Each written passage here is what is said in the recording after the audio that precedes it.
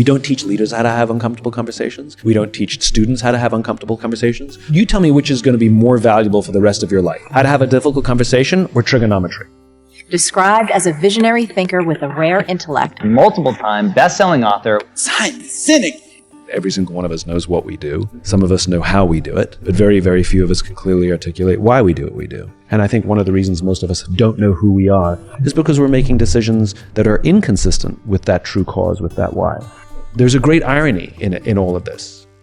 I had what a lot of people would be considered a good life, and yet didn't want to wake up and go to work anymore.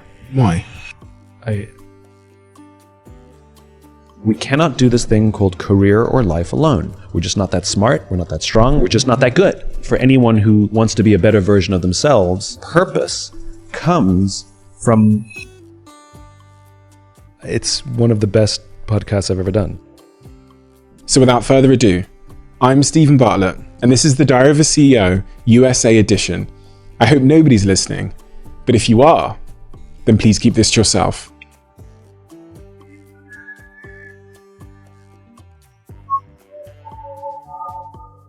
Simon, my introduction to you was this book, Start With Why, and it hung on the walls of some of my offices around the world for a long time. And then my employees would come in after reading the book and evangelize about it, and it would come up in meetings and in discussions and in creative brainstorms, etc., over and over and over again. The question I wanted to ask you was there a point in your life where you'd felt like you drifted so far from your why that you realized the importance of it for the first time? Well, the simple answer is yes. It was that drifting that set me on the path to find it in the first place, to even articulate that idea.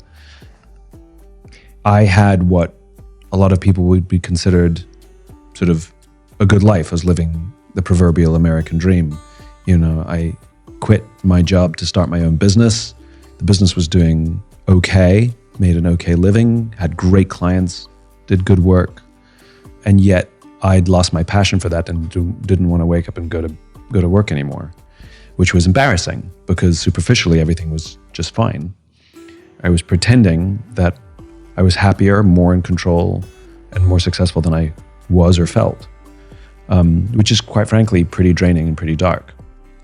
And it wasn't until a very, very close friend of mine came to me and said, something's wrong. She was the first one to notice something. And I came clean and I sort of let it all out. And it was that catharsis that sort of lifted this heavy weight off my shoulders. I was no longer alone. It was no longer a secret. And all of the energy that was previously going into lying, hiding, and faking now went into finding a solution. There was a confluence of events. It's not, all of these histories are perfectly neat and clean, and that's not really how it is or was. But to compress it and oversimplify it, I made this discovery based on the biology of human decision-making that every single one of us knows what we do. Some of us know how we do it, but very, very few of us can clearly articulate why we do what we do. And I realized that was what I was missing. So to answer your question, yes, 100%. The realization of the why was my loss of it. And I realized I knew what I did and I was good at it. I knew how I was different or special or stood out from the crowd. And that was my differentiating value proposition. And I was articulate about it. But I couldn't tell you why I was waking out of bed every day to do it, and I would give some nonsense entrepreneur answer because I want to be my own boss. I'm like, yeah, sure. But that's not a reason to get out of bed every day. This got me thinking a lot about the guests that I have sit here and also my own story where sometimes I think people's why, or the thing that's been driving them, is in fact some kind of trauma or insecurity. I think because you sit here with people in there, whether it's Israel Adesanya, the UFC champion, who's the current maybe world's best UFC fighter. He was battered and bullied as a kid, being the only black kid in his school in New Zealand. And so it's no coincidence that he strived to be this fighter. And in fact, when he won the UFC title, the next day he was depressed and he went to therapy. That's made me question whether our whys can sometimes be trauma or insecurity driven as opposed to being intentional and I don't know. So a why is fully formed by the time we're in our mid to late teens. The youngest person I've done a why discovery for was 16, and it worked. The process worked. And what I've learned from just doing hundreds of these over the years is that a why is always positive. It's always striving for something. So like, we're not inspired against something. We're not inspired to stop something. We're inspired to build something or create something or advance something. Though it may have been born out of trauma, there's usually a silver lining that gives us that cause. Especially trauma that happens in the middle of our lives. You know, September 11th is often looked to as, you know, people found purpose. You know, we are who we are. Like I said, we're fully formed by the experiences we have when we're young, you know, at a pretty young age. And now the opportunity life presents us is to make decisions that either keeps us in balance with who we really are or not. And I think one of the reasons most of us feel discomfort or don't feel ourselves or don't know who we are is because we're making decisions that are inconsistent with that true cause, with that why. So you raise the case of individual athletes who become champions and then suffer depression. It's a fairly common story. You hear this from Olympians. You know, Michael Phelps becomes the most medaled, you know, Olympian of all time, immediately suffers depression. Andre Agassi becomes the most storied, you know, tennis player of all time, immediately becomes depressed. And what I've learned from talking to some of these particularly athletes, but I think it happens in the business world as well, which is from a very young age, they set themselves a goal that, in my words, would be a very selfish goal. I want to be the best at X, the best tennis player, the best golfer, the best whatever. And, you know, the way Olympians put it, which I get a kick out of, is I want to win the Olympics. I'm like, well, no one wins the Olympics. Like, you can be a winner in your sport, you know, but that's an aside. But, and their entire lives from pretty young ages, every decision they're making is to help them advance this finite goal. And all of their relationships are, can you help me achieve my goal, right? And if you can no longer help me achieve my goal, I don't need you anymore as a coach or even a friend. And there's huge sacrifices, missing of birthdays, missing of Christmases, you know, missing of major life events, because I have to practice so I can achieve my goal. And when they get interviewed on the news, you know, or at the Olympics or whatever, you know, why do you do it? And they'll say, well, I'm doing it to inspire the little kids, which is complete bullshit. You know, if you look at all of their vision boards from when they were younger, of pictures of podiums and medals and money and Lamborghinis, not a single little child on there of the people you're doing it for. It's just a lucky strike extra. I mean, absolutely you do inspire children, but that's not the reason you did it. You just got that, you know, like I said, it's sort of it's a twofer. And then when they achieve or don't achieve this thing and then can no longer compete for it, they've set their entire path in all their relationships on these finite selfish goals. And so when it's complete, they realize they don't really have a lot of friends around them. They don't really have a lot of close relationships. They don't really even have a sense of purpose because they've been spent the past 20 years or so with one purpose, which was this finite goal, which now has run out. And so they're very purposeless. And I see this in Broadway performers who set their whole life to be on the West End or be on Broadway. You know, every class, every tap dancing class, every singing class, they make it, they get there, and then depression, or at least malaise. Or senior executives, same thing. If I just make $1 million, you know, if I just become a millionaire, then I'll feel. And the problem with all of those things is, as I said before, they are selfish. It is your goal for your reasons, which is not fulfilling for any social animal, for any human being. You know, our sense of joy and fulfillment and love and purpose comes from our ability to serve another human being. Have a child, tell me how your life changes. Fall in love, tell me how your life changes. You know, think about all the stupid things, irrational things we've done for love. We get on planes and travel around the world just to say, I love you. You know, we do ridiculous things and it all feels worth it. And the sacrifices we make for a child all feel worth it, but these are no longer for us, and these things will live on beyond our own lives. They are not finite, they are infinite. And there's nothing wrong with personal achievement, there's nothing wrong with setting goals, but it has to be in the context of something even bigger. In general, team sports don't suffer this because you had to do it together. It's usually individual athletes who suffer this more often. And so there's one of the athletes I would point to is a guy by the name of Curtis Martin. Curtis is a Hall of Fame NFL footballer. And he only started playing football basically to stay out of trouble. He did it as a favor to his mom, just so he wouldn't get into, he grew up in a really bad neighborhood in Philadelphia. It basically kept him out of trouble, and it turns out he was really good at it. And when he realized he was good at it, he realized that by being good at something, it will give him the power to actually give back later. And he made this realization, especially when he went to college on scholarship and then made it to the NFL. He realized the better he was at the sport, it wasn't about propelling his own career. It was about when he leaves this career, he has a platform that will be bigger than the platform he has now. And so he was driven and driven and driven, not so that he could be the best, not that so that he could make the most money. In fact, he made a lot less money than a lot of other players of his rank. Not that he could be rich or famous or any of these things. He did it so that he could build his platform so that he could give back later. So when he retired from the NFL, he wasn't lost. He wasn't searching. He knew exactly what the next step was, because being an elite athlete to the highest level possible was only step one. And to see one's life as a continuum rather than an event is much healthier. On that point of seeing one's life as a continuum, by the way, you call it atting someone, where you describe their situation, but you completely atted me. You completely described my situation in terms of the place of mind I was in at 25 when I had that offer to buy my company. It was about me. It was about filling some void that I had in me from being like the only black kid in an all-white school, and thinking that I think success and accolades would fill that void in some ways. But on that point of a continuum as a way to live your life, the other moment in my life which I really struggled in terms of goal setting and motivation was when I was trying to get in shape. And in like 2017, I said to myself, I want to get a 6-pack for summer. That's the goal I set myself. Really, what I was trying to find a way to stay fit forever, but I set myself this goal of getting a 6-pack in summer. That was my thing. And then every single year, my motivation would only last for like 4 or 5 months. And I couldn't crack how people are continually motivated to work out. I've cracked it now.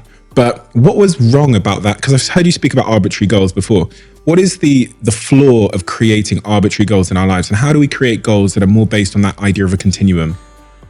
I'm not a huge fan of the term self-improvement, right? But I do like the idea of awareness, self-awareness. We all live with blind spots. We all live with missing gaps and pieces of information, which will, by the way, last for the rest of our lives. And there are some people who choose to live a life where living with those gaps is acceptable and they never fill them in, and we would say that they remain stagnant. And arguably either mentally or physically unhealthy, or getting unhealthier as they get older, For anyone who wants to be a better version of themselves, a more aware version of themselves, I seek out information. And that comes in all kinds of forms, right? It can be in a relationship. So for example, I went and took a listening class. Actually, I should preface with, I was dating someone and she accused me of being a bad listener. And I was like, you do know what I do for a living, right? Like, I'm a really good listener, so I don't know what you're talking about, And then I took this listening class. Turns out I'm an absolutely brilliant listener with people who I'll never see again for the rest of my life. But amongst my friends and family, appalling. So I had this basic skill set that I never applied with the people closest to me, and gave myself an out because, quote unquote, I knew how to listen. And so I realized I was a terrible listener. This was a blind spot. This was a gap. And having somebody love me tell me that didn't work. Didn't believe them until, this objective outsider, or at least I just took this class and came to this realization. That was brilliant. That awareness of the blind spot and the awareness of the skills that I need to be a better brother, son, boyfriend, friend, I had to learn how to hold space for someone and then practice. That's awareness. And I think our health is awareness. Unfortunately, Some people wait for the breakup to learn that they're bad listeners. Some people wait for the heart attack to realize they're eating poorly. You know, that's awareness. You get awareness by getting a punch in the face. And I think it's a responsibility for every human being, should they want to have value in the lives of others, to seek awareness in how they show up in the world and how the world impacts them, their mental health, their physical health, their ability to maintain relationships and nurse relationships. And you hear me, you hear me say this over again. It's a sort of it's a repeating pattern, which is for those who want to show up better in the lives of others, which is I see being healthy as a service to others. I see being a better listener being a service. I see everything in terms of service to others. There are benefits to you as well, of course. But I think we've neglected for decades the socialness of our animal, and social media and cell phones and the ubiquity of those technologies have complicated our ability to be human.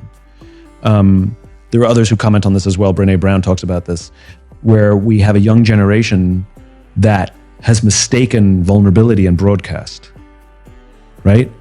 Where you sit in your room by yourself, put your phone on record, and make a video of yourself crying because of the loss of a relationship, and then posting that on Instagram or Snapchat or YouTube or TikTok or whatever your media of choice is, and the hashtag is just being vulnerable, right? And there's nothing vulnerable about that. You were by yourself, broadcasting to the world, live or videoed, it doesn't matter. Do that exact same thing with the person you hurt. That is way more difficult. Don't leave a voice memo saying, hey, I'm really sorry, just taking accountability.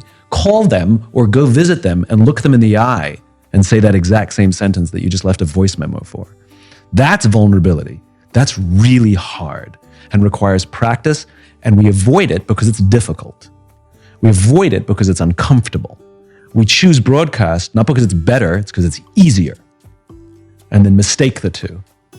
And so the reason to learn to be vulnerable is not for ourselves, it's for a service to others. And I talk about this all the time, which we've confused these things. And once again, going back to what we were talking about before, we've weirdly taken these very pro-social activities and made them selfish.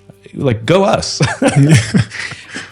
My biggest pet, I'll give you my biggest pet peeve, and I've talked about this one before, but it drives me nuts. I was in this meeting once, and there was a woman next to me who was this big-timey yoga instructor, apparently. And the entire meeting, it was a big group of us, she was on her phone under the desk, under the table. And I sort of sneaked over a look, and it's not like she was like, there was a family member in hospital and she wanted to just, stay in touch. She was on social media, I could see, right? And at one point, the conversation at the table turned to being present. And she popped up her head and said, that's why I love yoga, because it helps me be present.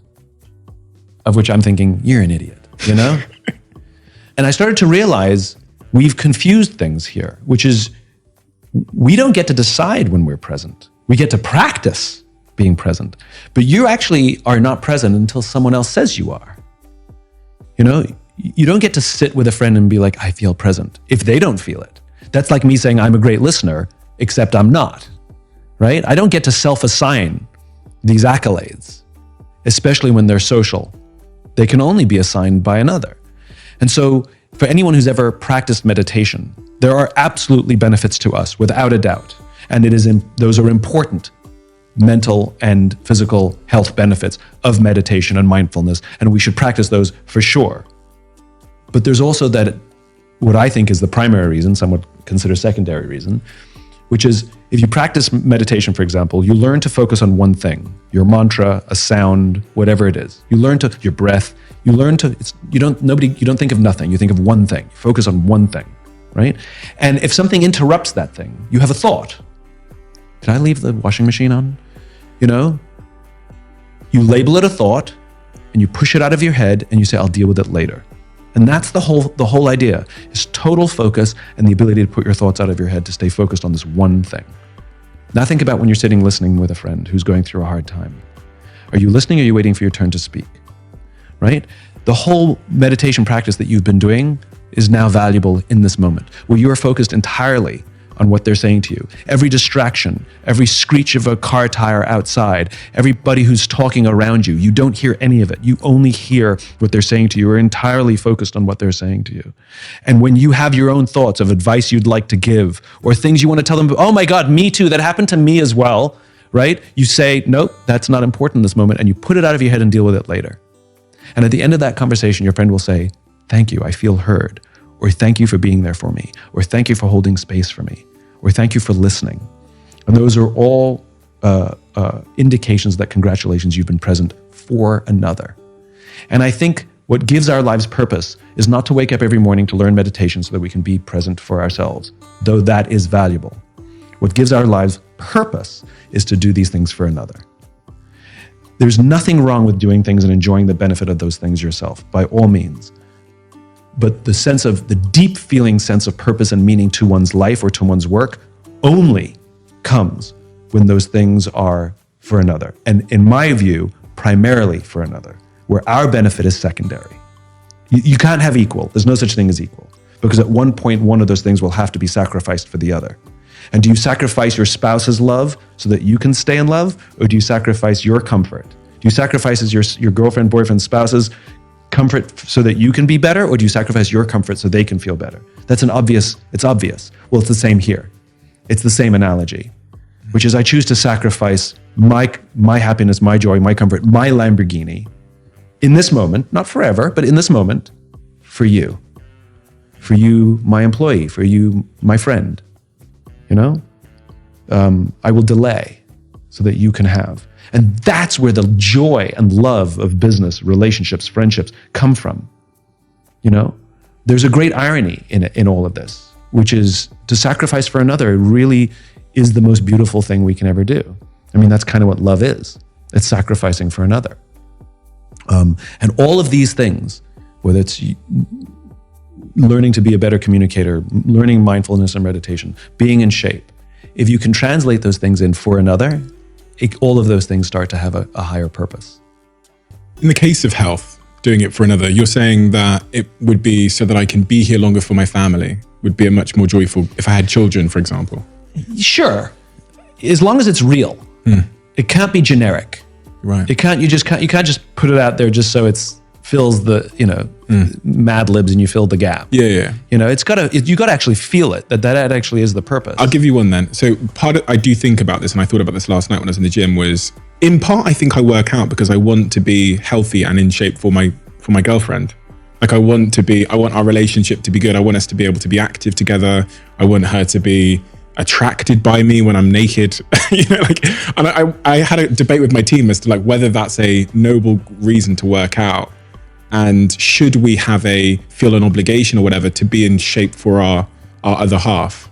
I think to be healthy for our other half, for sure. But you think the aesthetic stuff is a bit... I think it's fine. I mean, I think the aesthetic stuff is about confidence, right?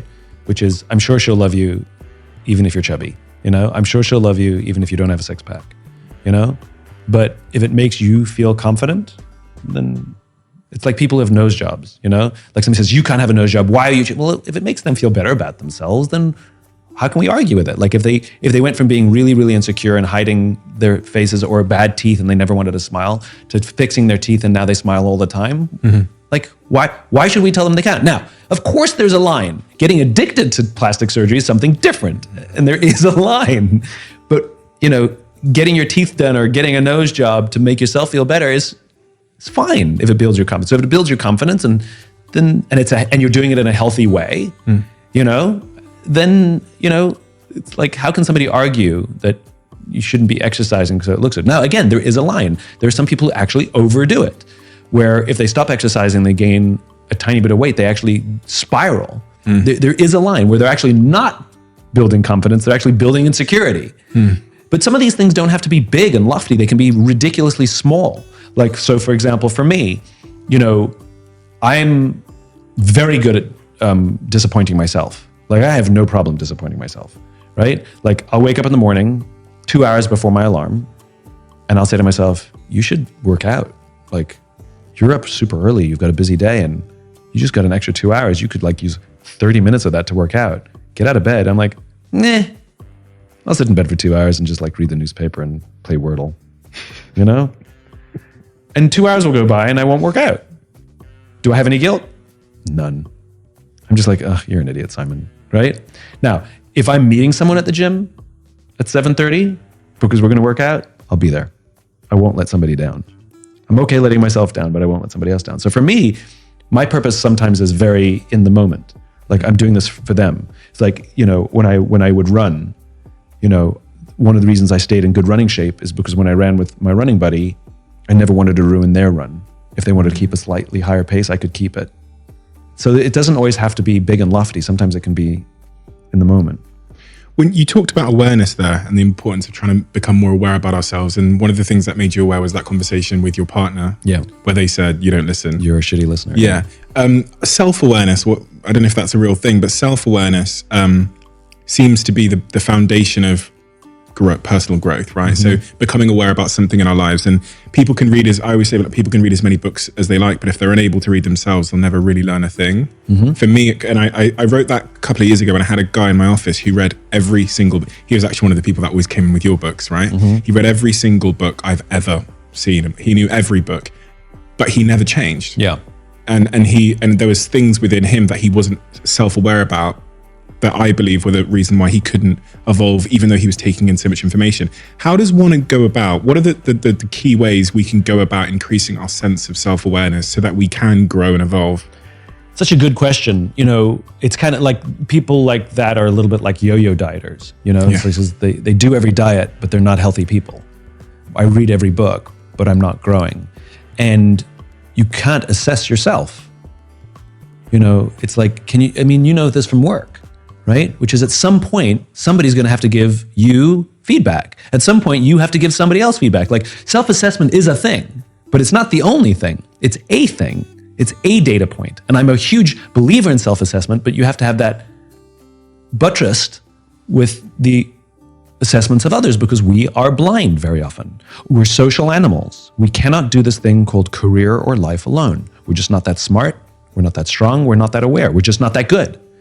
As social animals, we actually need each other to watch our backs and tell us what's working and what's not working. And I think for somebody who goes through life and reads those books, all the books, I get good on them, I guess, but are they asking for help? Are they asking for insight from others as opposed to just reading it and agreeing with it and thinking they're making the changes? I know my own personal journey, and I do think of myself as I work hard to be self-aware and I work hard to self-evaluate, but I have seen in my own life my ability to truly demonstrate real awareness and move further down the journey and path called life, as opposed to staying stagnant, came when I let others help me. We don't build trust by offering help. We build trust by asking for it, because it's a vulnerable thing to ask for help. Will you help me is a very, very vulnerable statement. Can I help you? Not so much. An act of service. But the act of service really comes from allowing somebody else to serve you, which it becomes this whole weird, twisted, circular thing. It's like, I'll give you a silly example. People who are bad at taking compliments, right? You're so smart. No, right? We downplay it because we're embarrassed by the compliment, right? But a compliment is a gift. Somebody's paying you a gift. Now, if somebody handed you a present, you wouldn't push it back because it would be rude, right? You would accept it. And whether you like it or not, or whether it makes you comfortable or not, you accept it with gratitude. And then you go evaluate it later. Oh, that's an ugly sweater, But you're still grateful for the thought and the gift. And a compliment's the same. And I think all of these things, the willingness to deny someone else the joy of giving you the gift of the compliment, and to deny someone else the intensity and joy of being there for someone else, again, I think is selfish. Never asking for help is selfish. Asking for help is a great act of service because you allow someone else to have the joy of sacrifice. And it goes backwards and forwards. It's not one-sided. And this is where I think great relationships work, which is we take turns. And sometimes it's really difficult when both of us are in need at the same time. That gets really difficult. Good thing we have friends. So, the height of COVID, I have a couple of my friends, they're sort of remarkable high-performing individuals, both of them. And one of them called me out of the blue. She went for a long walk. She says, I'm doing really badly and I need to talk to you. And I don't want to talk to my husband because he's doing really badly as well. And I fear that if I talk to him, he doesn't have the energy for me, but I know he'll want to be there for me, which will make it worse for him. We're both really struggling. Do you have some time to talk? You know?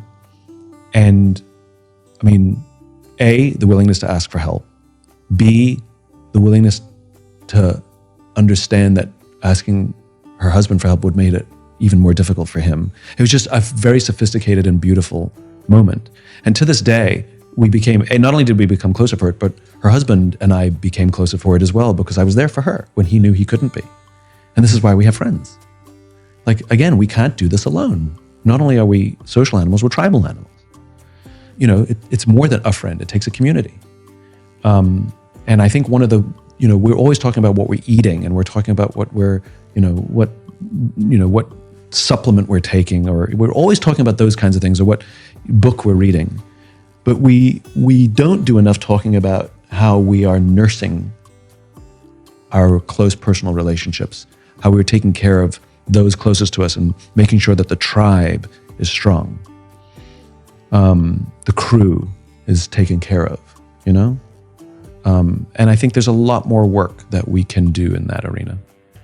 Is there practical things that you do with colleagues, partners, friends to create that culture of seeking feedback, being open, being truly vulnerable? Some people say, oh, we'll sit down with our diary and we'll do this exercise. Or you might have seen in organizations where they do like 360 feedback things. Is there practical things we can do to create a culture of seeking out that feedback and creating a safe space? Well, the simple answer is, of course. There's no such thing as a single silver bullet. It's a combination of things. It's like, what's the one thing I can do to have a happy relationship? Well, I can tell you a important thing, but I can't tell you the important thing. So it's the same. And everybody's a little different, and each culture is a little different. So there's not even a set list I can give, but there's some things that people can choose from. One thing is, one of the ways we create space is how we react, right? If someone gives you feedback and you deny it, well, that's a problem. If somebody gives you hard feedback and you thank them for it, it's a very different environment it creates. So I'll give you two examples, one a lesson, the other one a practical example that someone can use. So I had the opportunity to visit the Army Rangers, Ranger School in particular, and where they make Army Rangers.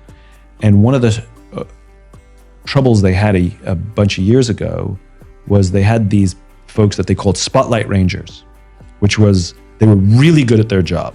Like, they were brilliant at all the tasks that were set to them, strong. The teachers, the instructors, loved them. They stood out, they were great, they were motivated. But as soon as the spotlight was turned off, when the instructor wasn't there and they were back at barracks, they were assholes. And the only people who knew were their friends and colleagues, because the spotlight was turned off. And so the Army Rangers implemented a system of peer review in order to identify Spotlight Rangers. And now, by the way, they started this 40 years ago, which I find incredibly advanced. But to advance through Ranger School, you need to pass 3 tests. You need your instructor to say, yep, you're ready to go to the next level. You need to physically actually perform all the tasks required of you, and you need to pass your peer review. And if you fail any one of those 3, you don't make it to the next level. Interesting. And so that becomes an equally weighted component of advancement in the Army Rangers, which is, what kind of team player are you?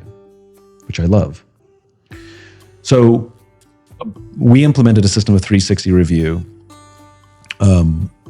which was sort of a bit of an amalgamation of things we'd taken from other groups and made our own, where the way it works is, you take the group of people you have regular interaction with, and you fill out your top 3 weaknesses, or the places you believe you need to grow the most, with a specific example for each. So top 3 specific weaknesses or places you need to grow the most, and then top 3 specific strengths, or the places you believe, 3 examples of the places you believe you've grown the most. They have to be specific. Not like, oh, I'm a much better timekeeper now. No, you've got to give some specific examples. They're collated and distributed amongst the team. And then you come together as a group and you take turns reading them.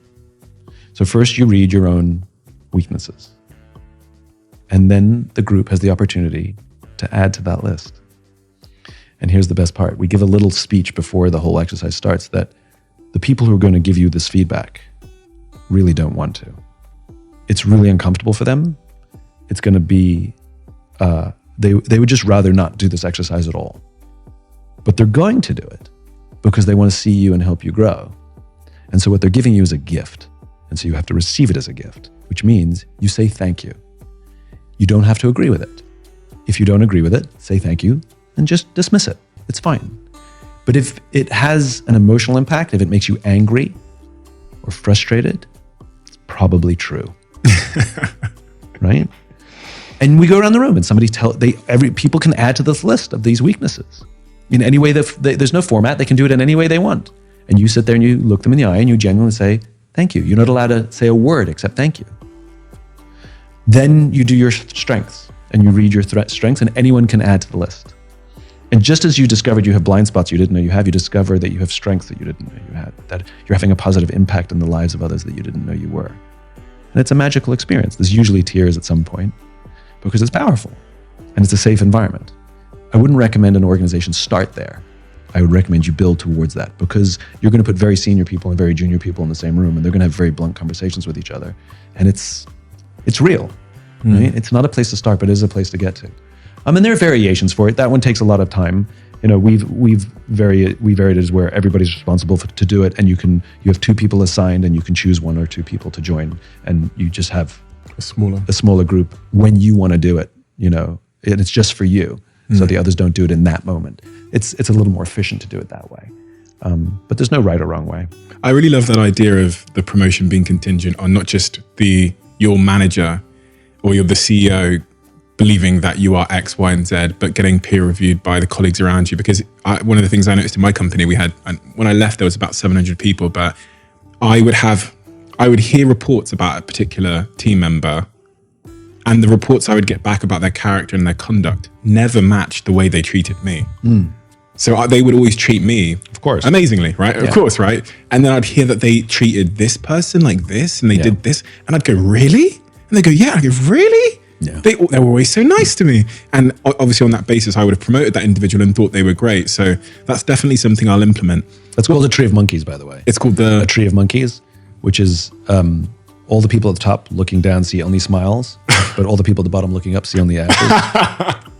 Oh shit! Yeah, that makes perfect sense. I never had that. And again, you don't have to. I mean, there's different cultures can accept different. You know, there's no right or wrong here. You know, and some cultures may want to implement a peer review that gets included in a promotion package, but it doesn't have to be that. Good leadership helps there as well, which is every senior person knows that they don't get the truth. I mean, even if your people are wonderful and fantastic, people want to tell you the right answer, not because they're trying to lie to you, but they want to please you. Like you knew the more senior you got, it was harder and harder to get the truth. And every senior leader knows that it's hard to get the truth. Every great senior leader also has spies. Somebody that maybe you were friends with that people don't know you're friends with, or you came up through the ranks of the organization together, but your career went a little further, a little quicker. You know, that you have these trusted relationships that you can just get a little inside scoop as to what's really going on. Also, this is the hardest one, or at least it's a hard one, learning to replace judgment with curiosity. So somebody comes to you and says, that person is a problem. And all of a sudden we create a narrative based on the story that they tell us that they are a problem. That person's stupid, that person's lazy, whatever it is. Now they're labeled as lazy. Now we treat them as lazy. Now everything that they do or don't do is because they're lazy, right? But as a good leader, we can take those reports, we can take that hearsay, we can take those direct stories that people have, and we can say, thank you, I appreciate that. I'll look into it. I'm going to find out more. And you go on a little journey to discover what's really happening. It absolutely may be that they're lazy. That could 100% be it. Or maybe they're distracted for a reason, or maybe they're having trouble at home, or maybe we've given them a job that they're ill-qualified for, or maybe they're having a personality conflict with somebody that they work with. Like the list goes on and on and on and on. And the good leader is finding that out. And by the way, by leader, I don't mean the senior person. I mean any person in the organization. To replace that judgment with curiosity. And I think that's what creates those environments. But the reality is with rank, you do set the tone. So, for example, no lying. That seems like a pretty simple one inside a company. We don't tell lies, okay? Phone rings, your assistant picks up, they put the person on hold and they call out to you, David's on the phone, and you go, tell him I'm not here. You've just sanctioned a lie. You've just sanctioned a lie, right? And that little lie then, now that person who was told to lie, approvingly, now they can tell a lie, right? Because it came from the boss. And all of a sudden, you find out you have an organization that tells lies all over the place, and some of those lies grow. It happened to me once where I had a very, very senior phone call with the top leaders of a really big organization. And I forgot. I just didn't show up on the call. I have no excuse. I forgot to check my calendar and I forgot. And my assistant at the time, of course, wanted to protect my reputation. And she wrote to them and said, terribly sorry, Simon had another meeting that ran long. And I took her aside, and it was the hardest feedback I had to give because she did it with such good intention. I said, I'm so grateful that you're protecting me and you're protecting my reputation. And I want you to do that, but you have to do that without lying. We cannot lie. You can say, I'm sorry he's late. I'm sorry he missed the call. But you cannot say it's because he was in another meeting, because that's not true. And so it's this, I'll challenge you, try this, right? Let's look at the time right now, right? It's noon, okay? It's noon on I don't even know what day it is, Monday, right? You and your entire crew, here's the challenge for all of you, okay? You may not tell a single lie for the next 48 hours. I mean, nothing. And you'll be amazed how difficult it is. You'll be amazed how many little white lies we tell. Like the waiter comes over and 5 minutes before you're saying, oh, this food is so salty. And the waiter comes and goes, how's everything? You go, it's fine. Everything's fine. Yeah, thank you. It's fine. That is a lie, right? Now, you don't have to be mean. There's nothing that says truth has to be brutal. It just has to be true. Try for the next 48 hours and see how hard it is not to tell a single lie. Everyone's going to be walking around asking each other what they think of each other. Now, Simon said you got to be honest. Right, but there's ways of doing it, right? Like, so, do these jeans make me look fat? I like the other jeans much better. They're way more flattering. Right? You don't have to hurt people. Also, timing. Right? So, a true story. So, I went to see a friend's play, and I could not wait for this thing to end. It was so bad. And I went out, to say hi to her after the performance, and she came out. She was still in costume and makeup, and she knows I'm an honest broker. She cares about she knows I'll always tell her the truth and these kinds of things. And she says to me, what did you think? Now is not the time and place. She's pumped up full of adrenaline, and now is not the time for me to give her a critical evaluation of this god-awful performance. And so I sidestepped the question, but said something true. I said, it was such a treat to be here, to see you do your thing. I've been wanting to see you on a stage forever, and it was so much fun to see you on the stage. All of that was true. The next day, when the adrenaline had come down, and I called her up and said, can I tell you what I thought about the play? She goes, yeah, of course. And I told her critically, piece by piece, what I thought about it and how bad it was. And we had a perfectly rational conversation about it. Didn't hurt her feelings. The day before, I would have really hurt her feelings. So not everything has to be, we mistake being honest with being honest now. No, I can't lie, and I have to answer the question, but I can answer it tomorrow when the conditions are better for that message to be received. What is so insidious, or what is so harmful? What is the long-term negative impact of creating that culture of lying within teams and within ourselves? Well, there's this psychological phenomenon, I guess, called ethical fading, which can grip an organization's culture, where people within that culture become capable of making highly, highly unethical decisions, believing they were well within their own ethical frameworks, right?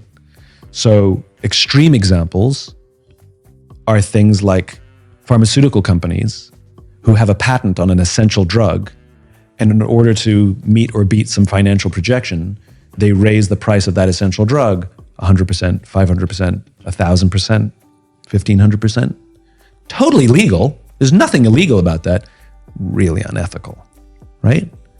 And in organizations that suffer ethical fading, it almost always, if not always, starts from the top. It's usually a leadership problem. It comes from excessive amounts of pressure to hit certain short-term goals to the point where doing it ethically becomes more and more difficult. And so what creates ethical fading is a series of things. One of those things is we rationalize, right? We look for ways to distance ourselves from the impact of our decisions. We say things like, it's what you got to do to get ahead. It's what my boss wants. Everyone's doing it. It's the system. I don't have a choice, right? And there are ways we can disassociate our responsibility, right? So rationalizing is a big part of it. Another part is the old slippery slope. You did it once, you did it a little bit, it worked. We raised the price 10%, nobody even noticed. Great, do it again, do 20% this time. Try 100%. And it just keeps going and going and going and going before you have full-blown ethical fading. And some of the things are excessive use of euphemisms. Again, we're using language to disassociate ourselves from the impact of our decisions. So for example, we in the United States would never torture, but enhanced interrogation, that sounds very appealing, right?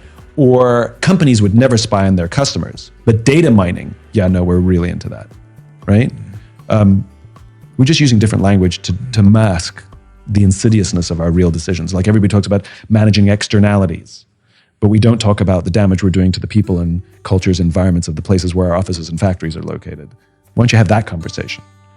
And so when you have enough of those things, ethical fading shows up where you now have real issues. And in the extreme, you have massive scandals. Sometimes it leads to illegal activity, but usually it's just unethical scandals.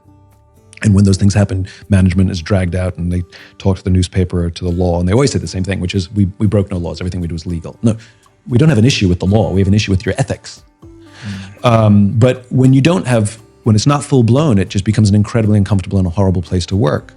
That increases stress to the point where you'll do damage to your own health and you'll do damage to the way you treat your family. Because when you're under that kind of stress to violate your own ethics at work, you're going to come home and you're going to take it out on your spouse and your kids. You're going to kick the dog. You're not going to be motivated to do much except sit on the couch and watch TV. So it has some pretty insidious impact in the lives of human beings.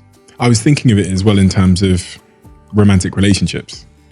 One little white lie becomes another little white lie, and then a year passes and you're so unaligned and so far from your truth that you're resentful that you're having to keep up with this set of lies. I mean, I've talked about it with a guest on this podcast before. One of the mistakes I made in my relationship at the start was I would say yes to things that I didn't like doing. Yeah. So I created this culture and this expectation where my partner thought I loved doing X activity at 6 a.m. in the morning because I'd always said yes and I'd always pretended to like it.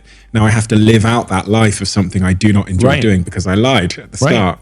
And the journey back is not always so easy when you've persisted. I've made the same mistake on the other side, which is after I broke up with someone, when we maintained a friendship, and I started dating somebody, or at least started dating, but I didn't want to hurt the feelings of this person that I still care about that we broke up, a couple months before.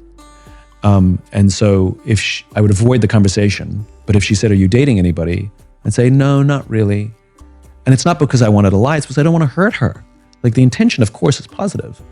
But what I learned later is all of those little lies meant that she was holding out hope that wasn't there. And by the way, it's been done to me as well. I'm holding out hope that's not there because someone didn't want to hurt my feelings. And I would rather just have the uncomfortable conversation. Are you dating somebody? You are. Okay, well that hurts, but I can heal. I can move on. And, again, this young generation, because of all the reasons we've talked about and more, seems to exhibit the traits of being very conflict avoidant, very uncomfortable with uncomfortable. That has some impact that are sometimes funny, quote unquote, but always tend to make somebody feel more lonely. So for example, and I've seen this happen, I've heard about these stories so many times, a young employee who may feel they're in line for a raise, but is so uncomfortable to go to their boss and ask for a raise that they just quit. That they would rather quit than have an uncomfortable conversation.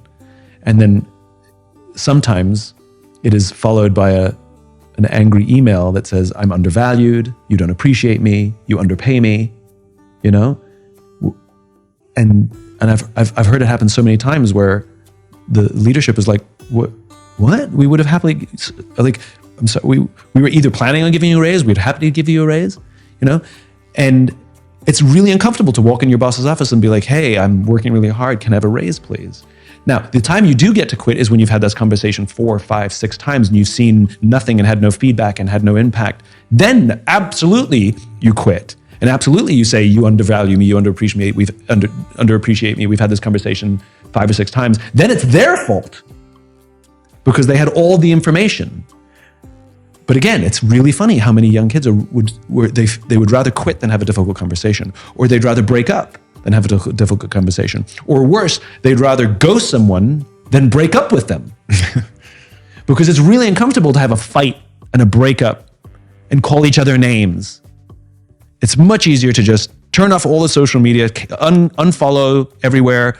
I know we've been dating for 6 months, but I'm just going to now ignore every text, ignore all your calls, and think about it we talk about service.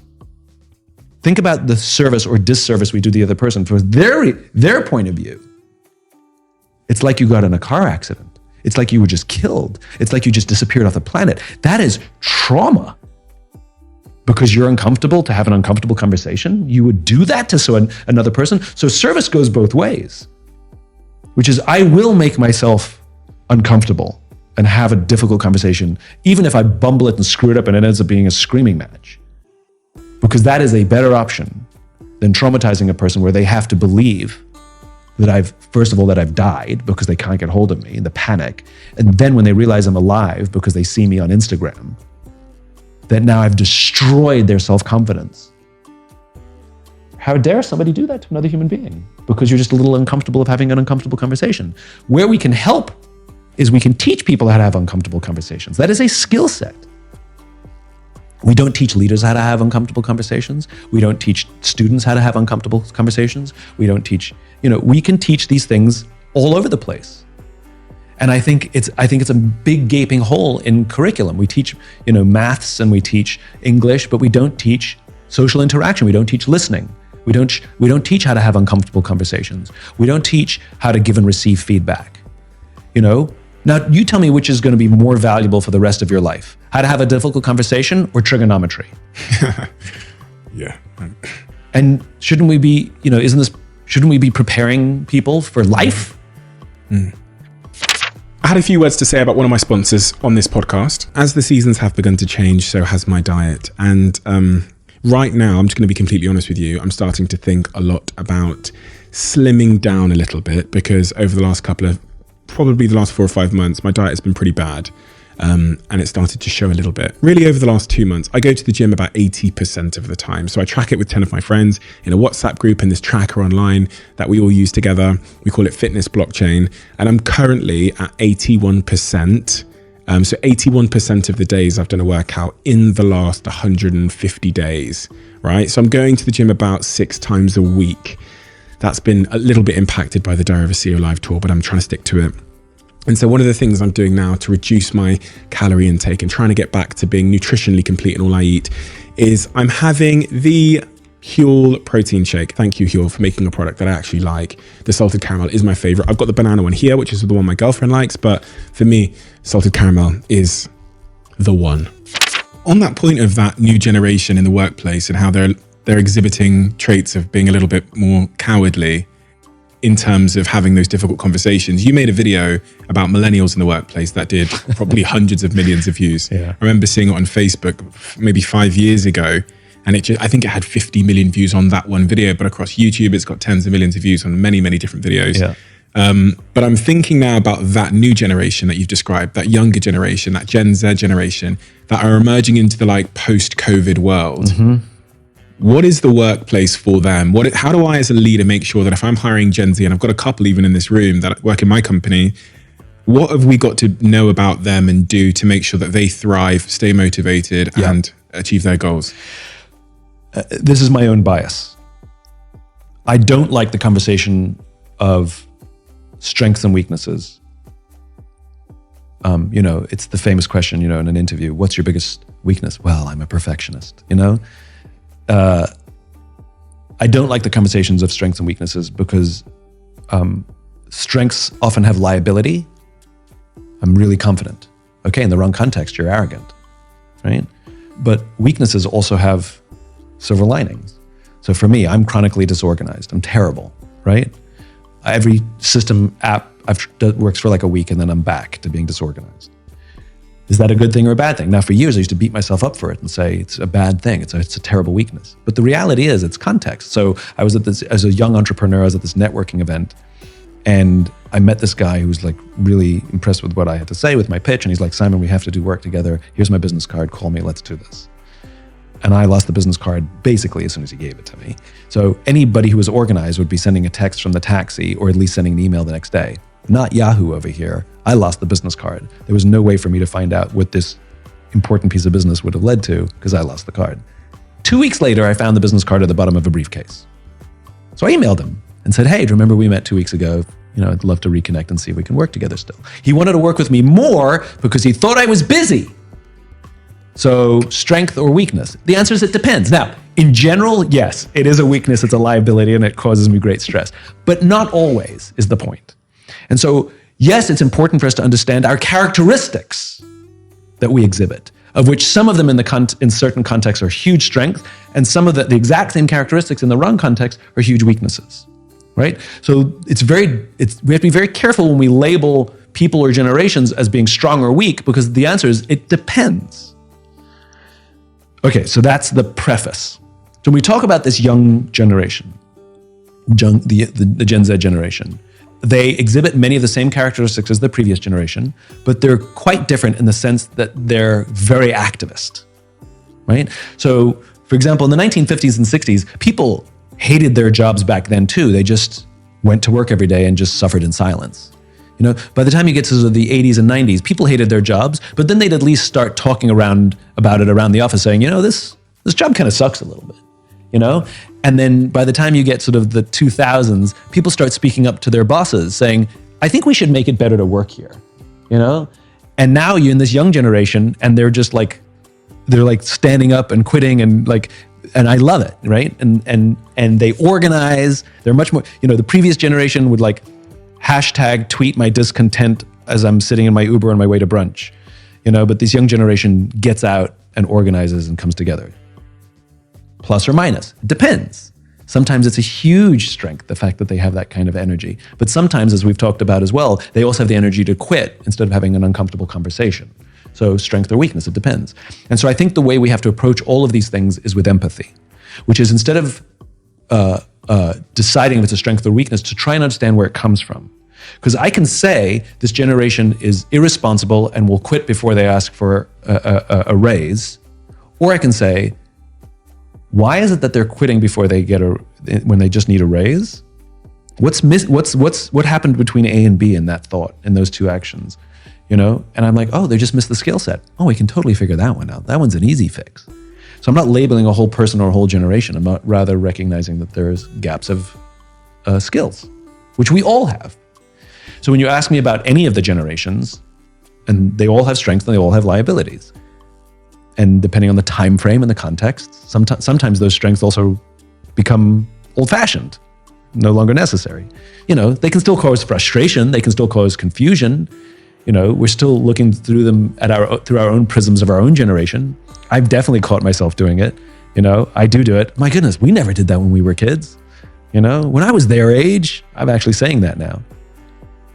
But I think the trial, the test is the practice of empathy, which is another skill that we can teach that's missing. How is this the COVID experiment on the workforce and the workplace? So how do like business leaders or business owners need to adjust in order to make sure we don't lose people and become an uncompelling, unattractive place to work in this post-COVID era? And also on the point, you talked about earlier about the importance of like, we're social animals and we need that social connection, and we're optimizing that out of our lives. It feels to me like this remote working thing has exacerbated the issue, because we're, you know, for young people, you know, I think that the office is one of the few institutions we have left where we are in person. We no longer get dating. We do that on apps. That's right. Food, we don't go to restaurants anymore. We just order Uber Eats. And now work, they're telling us, is going to be done from Zoom. I'm like, what do we have left? Yeah, lonely. We're going to be lonely. Yeah. And it's not a coincidence that we see rising rates of depression, anxiety, suicide, you know, especially in younger generations. So, you know, it's not causal, but there's definitely a correlation. You know, it reminds me of when, and I'm old enough for this, some of your listeners are not, but I remember when the internet showed up and e-commerce started. And I remember some of the people who were really into the tech running around thinking, this is the death of bricks and mortars. There will never be stores again. And now Amazon opens stores and Rent the Runway opens stores. And turns out the extremes are not great places. You know, it's not the death, it's live alongside. They become different animals. They become different reasons. We go to shops not to get the best deal. You go to websites to get the best deal. You go to shops because it's fun. You go to shops to try stuff on. You go to shops because it's an activity, because our hunter-gatherer instincts, we like foraging and looking for things. It's entertainment. We enjoy the service aspect, you know? It's with our friends. Sometimes it's not about the shops at all. It's just a place, something to do with our friends. It plays a different role. And the smart retailers know that. And so when we talk about work, it's the same. It's the death of the corporate headquarters. It's the death of the office. I'm like, is it though? You know, the reality is this is going to be somewhere in the middle. And I think one thing with all the predictions about what the future of work looks like, I think one thing we can be absolutely sure of is there'll be more flexibility. Where it used to be, hey boss, can I take off next Friday? Can I work from home next Friday? I have to stay home for whatever, right? Becomes emailing in the morning saying I'm working from home today, and everybody's just fine with it. You know, introverts liking working from home, extroverts like working at the office. But at the same time, sometimes extroverts should stay home because they can get more work done, and sometimes introverts need to come to the office because they need to connect, and we want you to be a part of the culture. And so I don't think, making any predictions about what it will look like, I think is a little foolish at this time. We know it'll be some sort of amalgamation. We know it'll be more flexible, and probably every office will be slightly different, and it'll fit whatever their culture is. And I think the office environment will become one of the selling things, which is if somebody really hates this office environment, they'll find another company where they like the office environment.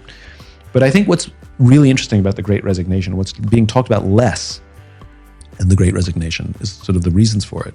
Some people talk about the government checks that we've gotten, that runs out, so that's not the main reason for it. People talk about how people are quitting to follow their dreams. I've always wanted to be an actor or a writer.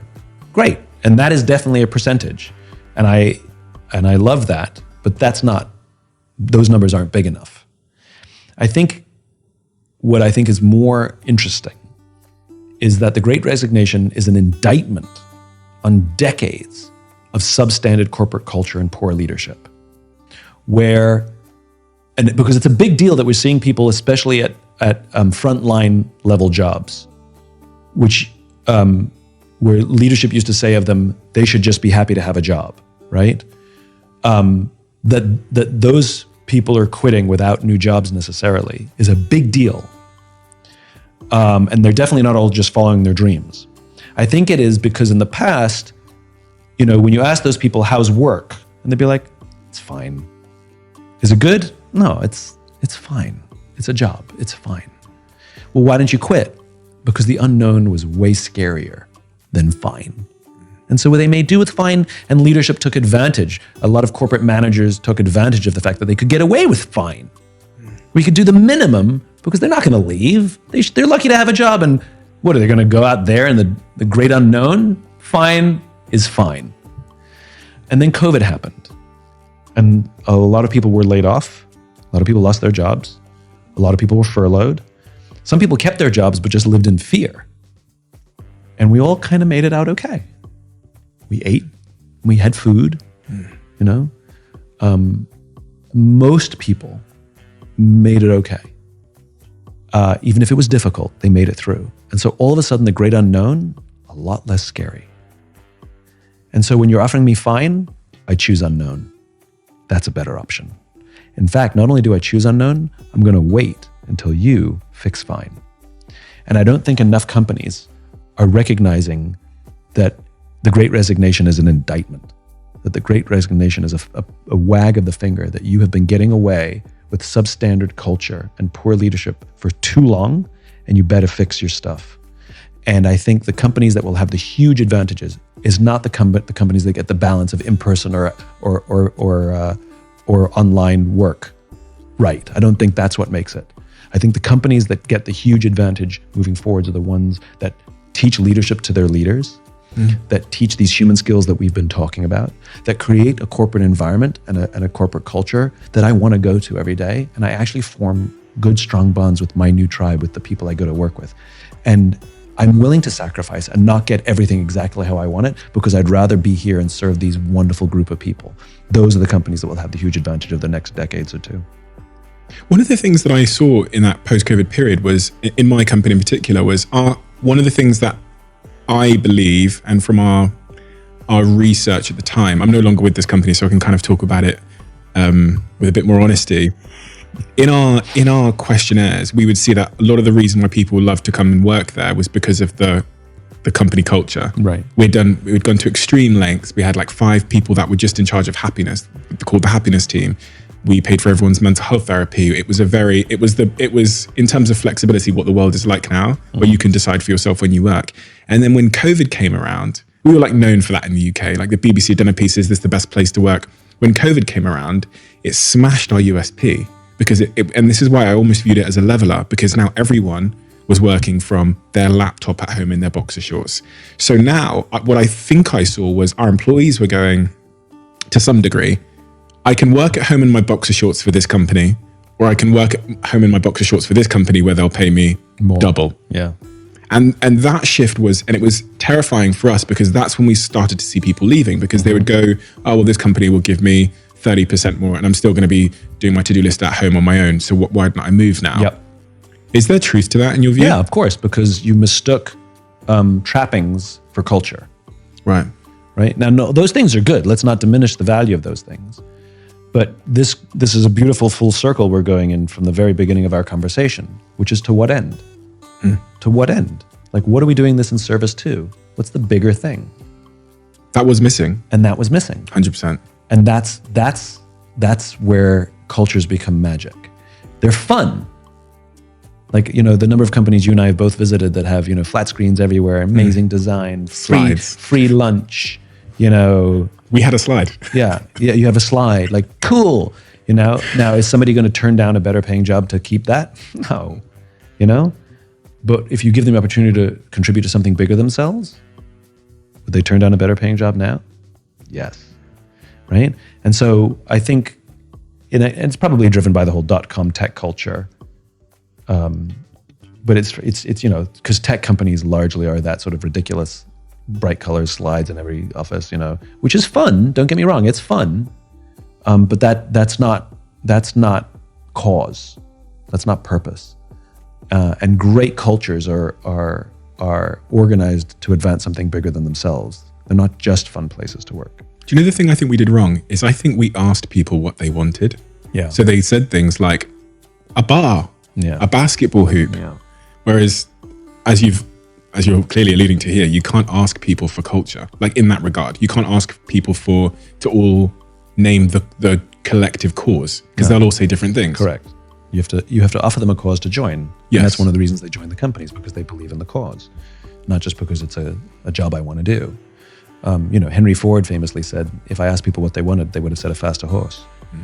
This is where folks like Steve Jobs, who's given too much credit for being able to predict what people want, is just totally not true.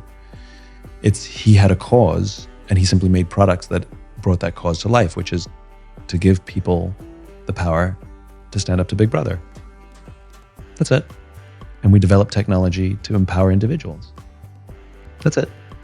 And so those who came to work there, they recognized that they were a part of a revolution, the computer revolution. They constantly talked about it as the revolution. Then they invented iTunes, which more than the iPod revolutionized the music industry, turned it from an album culture to a song culture, let us make music portable, and that was the music, they referred to it as the music revolution. And you carried a banner, and you sacrificed for it. Was it a great place to work? It was a hard place to work, but it was worth it. And that's the question. Are the sacrifices worth it? And sometimes we hide the pain or the difficulties or the strains or the stresses with all the silly fun stuff, which is a salve, let's be honest. I mean, it does work to some degree. But not all stress is bad. I joke, often, when we work hard for something we love, it's called passion. When we work hard for something we don't love, it's called stress. Now, in both cases, you're working hard. What's the difference between, doing something you love and you work late hours and you sacrifice your relationships and you sacrifice your family, but you look at it and say, it was hard, but it was worth it, versus losing all those things and all you do is get a Lamborghini at the end. It's like, was it worth it? I'm like, not so sure I'd do that again, And so I think that's what purpose and cause provide us, is they give us a reason for the sacrifice. That's what love gives us. It gives us the reason for the sacrifice. That's what children do. They give us the reason for the sacrifice. Your life will profoundly change when you have a child. Is it worth it? Yes. Is it easy? No. Every person I've ever talked to who has children say it's the most difficult thing they've ever done. And if you ask them if it's worth it, they all say yes. That doesn't go together, When I think about even this podcast and setting purposeful goals for what we're doing here, we definitely fell in the trap of being, like I think a lot of people do, you get consumed in the charts. Oh my God, we're number one, right? For now, yeah. And then you scratch your head and go, well, then what next? What's a more worthy, more purposeful goal for us to have as a team when we're building something like this podcast? Because it's so easy to get, caught up in, we want to be number one in the charts. And that does drive you to some extent. Yeah. It seems to be a reason, whether it's a vapid one or whatever. But what is a better, more worthy, purposeful goal to set? Okay, so let's take a step back. Going to interrogate me? No. What was the reason you did episode 1? Plentiful. I'm going to give you all of them. I'm very honest as well. I thought podcasting as a medium would be a big opportunity. I thought that would be a really effective medium of communication, one that's growing. Opportunity for what? To grow my personal brand. Okay. I'm going to give you all of the reasons, even the selfish ones. Okay. Go on. Number 2, I find it a thrill and deeply compelling and liberating for others to talk about things and be honest in a way that most people aren't usually honest. So in the first episode, I talk about things like masturbation and mental health problems as a CEO, difficulties with my family, all of those things. I find it liberating for myself, but I know for others that listen to it, especially when we got started to get the feedback, it was equally liberating for them. And then so episode 1 was more of an experiment, but as you get to episode 2 or whatever, then it was the feedback. So I was doing a lot of other things that were doing bigger views. My Facebook videos would get 10 million views each. But the feedback I was getting from the 1,000 people that were listening to this was deep. It was profound and it was intense. And it said things like? They said things like, I can relate to that. That's really helped me solve this problem I've had. You've made me feel, a big one we get is, you've made me feel like I'm not alone. And then if I go to the last, if I go to more recent times, I quit when I left my job and I was now no longer needed to do anything for money anymore in my life. When I took stock of, because there was about a 6 month or a 1 year gap in this podcast, which is when I was leaving my job. And I took stock of my life and thought about the things I want to do for the rest of my life. And this was one of the things that seemed to touch all bases. It was enjoyable for myself. I get to sit and learn from people like yourself. It feels like, as you said, it's like a service to others, a really profound one, probably the greatest service I feel like I can do to the external world. And it's money generating, but to be honest, if it makes a profit, I just spend it on the podcast. So and that's kind of my thesis. So okay, so let's back up a second. Yeah. I'm just taking on your own words. I'm not adding anything here. Would you rather do this to be number one, to grow your own brand? Or would you rather do this to tell the truth so it helps others tell the truth to themselves and to others? Number two. Obviously. Yeah. And so your podcast absolutely has purpose. And so when you start recognizing that we do this to tell the truth so that others can be honest with themselves and others in a way that they struggle to find anywhere else. And if we're number one for a period of time, amazing. But if we're number two, we'll still do it. If we're number four, we'll still do it. If we're number 10, we'll still do it. Because there's a reason to do this that's bigger. Now, if the numbers are steadily declining and no one's listening, then maybe we're doing something wrong to spread our message. Maybe we've gone off base. Maybe we're not telling the truth like we used to. We need to reevaluate if we're still fulfilling our purpose, or maybe the manner or medium that we're using is no longer relevant. So, because things change in time too. So that's why the metrics do matter, but the absolute of the metrics don't matter. The trend of the metrics matter. And so you do have purpose for this. And that means you have to practice that kind of truth-telling with your team who work on this podcast, because you have to live when the microphone is off the same way you live when the microphone is on. And that starts to have a profound impact on you and your team. So if that becomes the purpose rather than being number one, maybe it gives people a reason to stick around here because they believe in it. It's benefited them. Is there a role for those arbitrary goals? Are they useful to say we want to be number one in the United States? Is that a useful goal to set ourselves? Alongside the sense of purpose, can they coexist? They can coexist as long as you recognize the reason, right? Because if you become too obsessed with the goal at the sacrifice of the cause, like there is a hierarchy, the cause comes first. Because if the goal comes first, you can look. I know authors who, and I'm sure there's ways to do it in podcast as well. But like I know authors who are number one Amazon bestsellers. Well, that's because you can game the algorithm. You just have all your friends buy a book on the same hour because it's calculated hourly. And congratulations, you can be a number one Amazon bestseller with the worst book in the world. It exists. You can do it. I've seen it. Same. There are companies that you can buy a New York Times bestseller. Like they know how to game the New York Times algorithm and they buy books across the country. Basically, you buy the books and they buy them on your behalf. So, and I've had an opportunity to look at the publishers' computers where you can see any book, we can track any book sales. And they showed me how the trend works, that you can tell who gamed the system. And there are some very famous authors that I will not mention on this podcast who I know for a fact, because I looked at that they brag about how they're New York Times bestsellers. Well, it's because they paid for it. They bought all those books themselves, right? You can game all these systems. And if you're too obsessed with the number because you think the number is what gives you credibility, then it goes back to ethical fading again.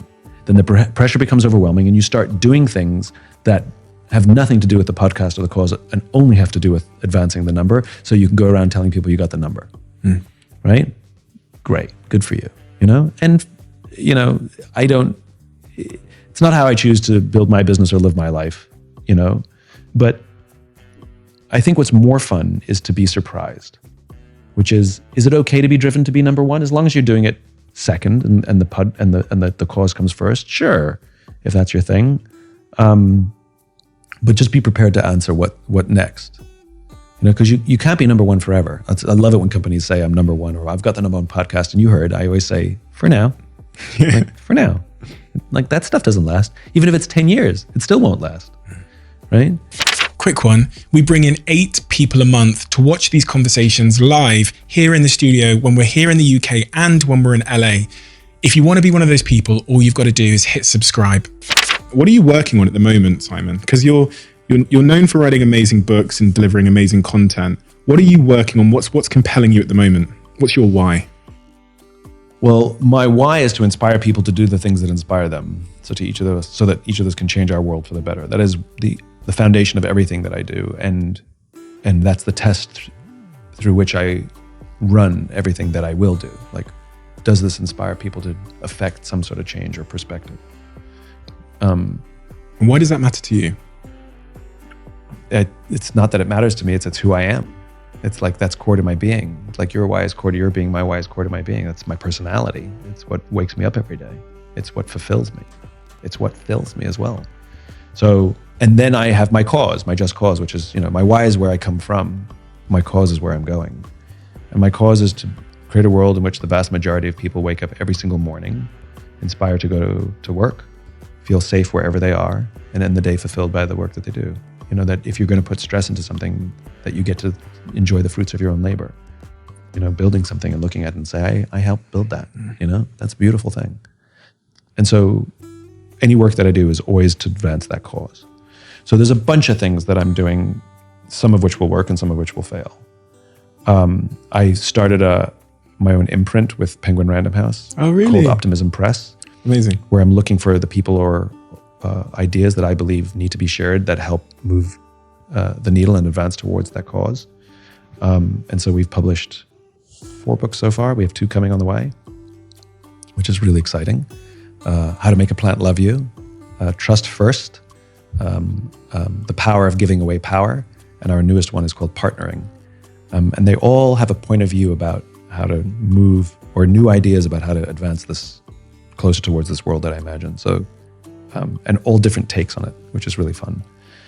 So I have the imprint. I'm working behind the scenes on police reform, which has been intense and fascinating and a steep education. Also looking, I'm doing some work to try and sort of figure out how to drive innovation inside large bureaucracies. So I'm trying to figure out, I'm working behind the scenes, trying to work with some really forward-minded, really infinite-minded young CEOs, or at least younger companies, to help them figure out how to build infinite-minded companies now. It doesn't matter if they sell, it doesn't matter if they have a liquidity event, but they're not driven by the sale, they're not driven by the liquidity event, they're driven to build a company that can outlast them. And they're driven to build cultures that can withstand the test of time and the loss of every single employee. That you could have an entire new generation come in and the company will survive.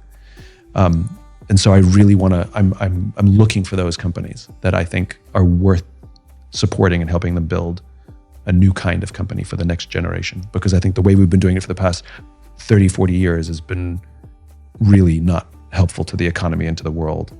And I think that we have to find new ways to do it. In other words, I'm putting my money where my mouth is. All the books that I've written about these things, I'm going to try and get under the hood and try and help these companies do it.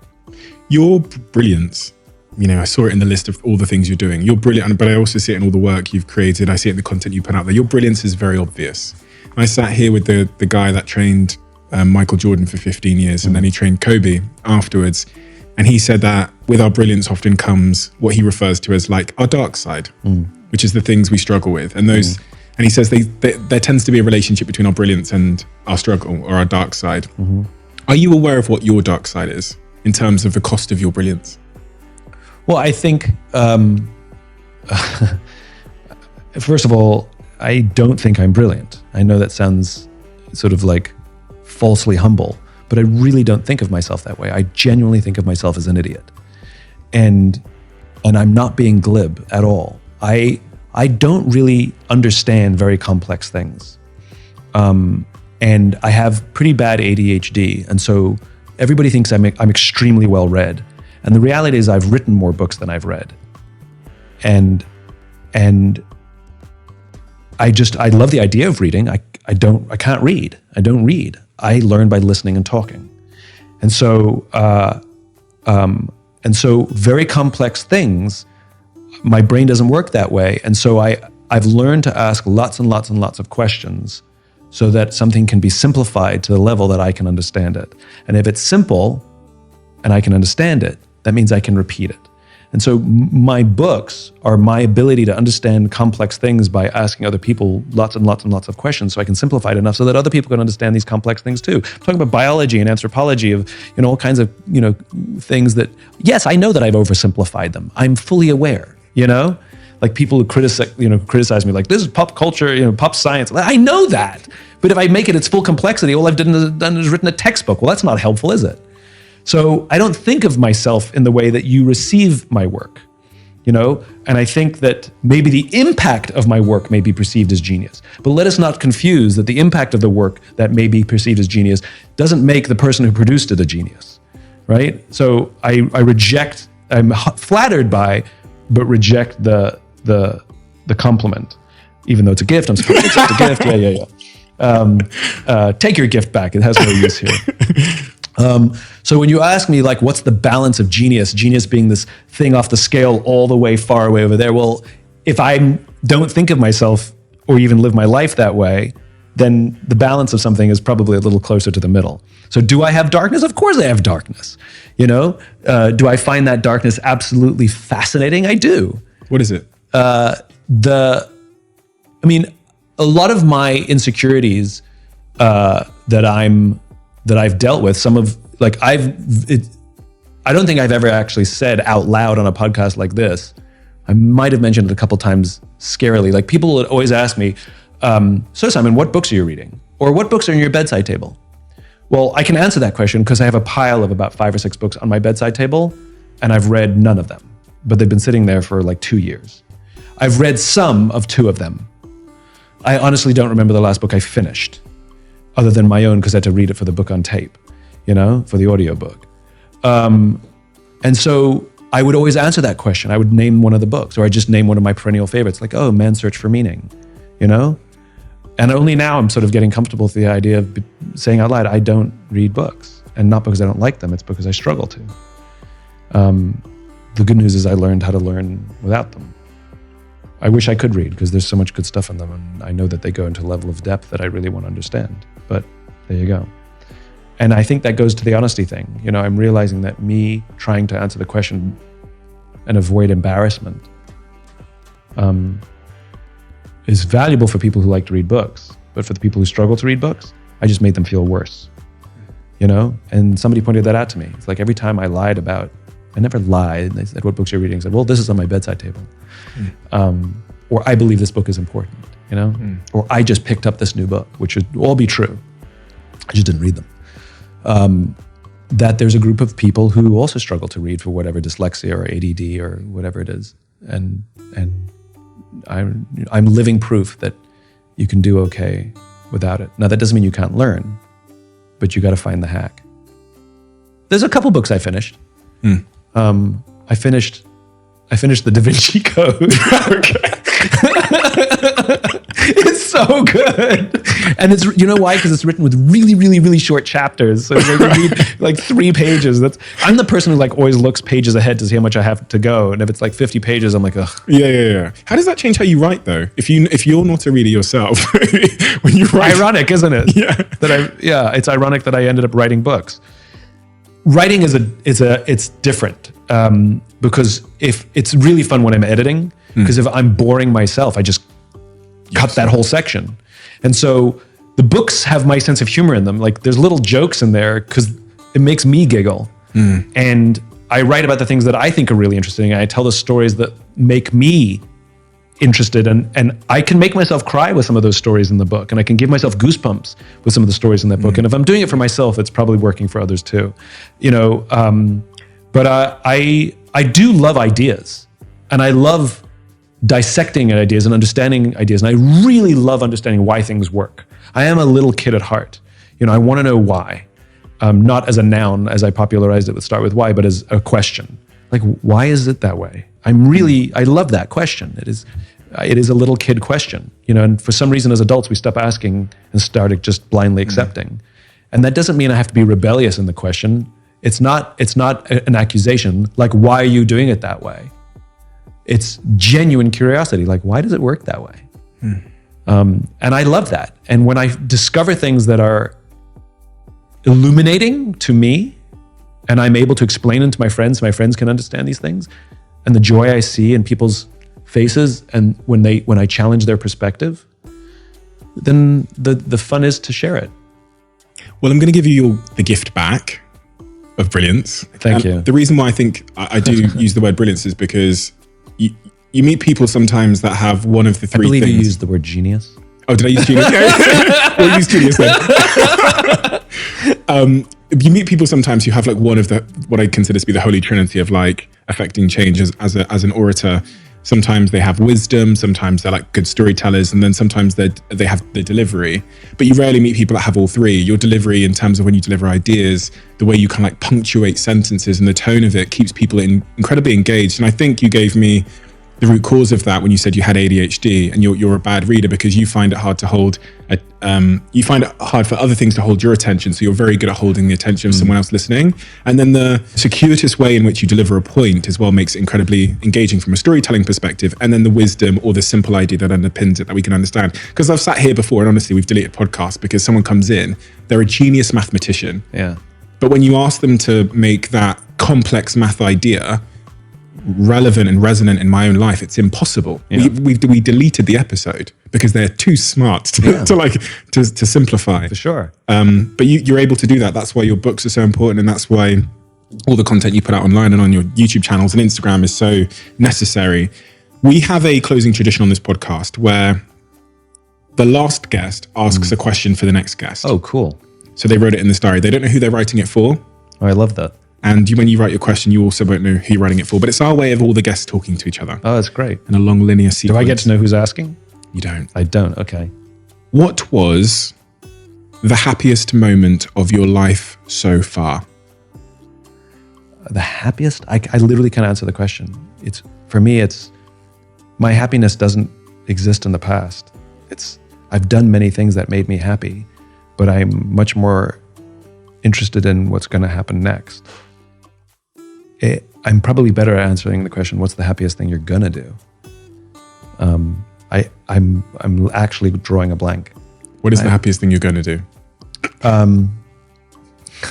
Walked into that one, didn't I? The happiest thing I'm going to do is actually solve some of the problems or at least contribute to the solution of some of those problems that we talked about. Like, I will be very happy when I can contribute to police reform in this country. I will be very happy when I can figure out better systems to help reinvent what modern business looks like and reject everything that Jack Welch built, and disrupt shareholder supremacy and the way that we build companies now. I will be very happy to demonstrate a momentum towards an entirely different direction. I will be very happy if all of the sum of my work makes it feel like I have moved the needle somewhat closer, though not final, towards that vision I talked about of an inspired, safe, and fulfilled world. Ironically, those sound like infinite games, many of them. Yeah, I don't believe, I mean, all of the things that will make me happy will be incomplete. I don't expect them to be complete. What will bring me joy, let me rephrase the question for myself, which is, how will you know you lived a life worth living? It's kind of the same question, right? And the answer is because other people will pick up where I left off and continue without me. That I was clear enough, my cause was compelling enough, and the tools that I left were sharp enough that others figured out how to not only use them, but make them better and reinvent new ones. I will have lived a life worth living if I can look back and say, it will keep going without me, because it doesn't need me. And that's the goal. Simon, thank you. It's a huge honor and a pleasure. And it's very clear why you were probably the most requested guest on this podcast from our viewers. And you've definitely given much more than I could have ever hoped for in terms of your generosity and wisdom to me, but also to our listeners in this conversation. So thank you so much for your generosity, Simon. Thank you. It's been a joy. And it's one of the best podcasts I've ever done. I mean, you are so engaging and driven. Your cause comes out clear, which is you are so driven by the truth. You are so compelled by the truth that anybody sitting here really wants to offer only truth. and it's a cause worth fighting for. Thank you. I will accept the gift.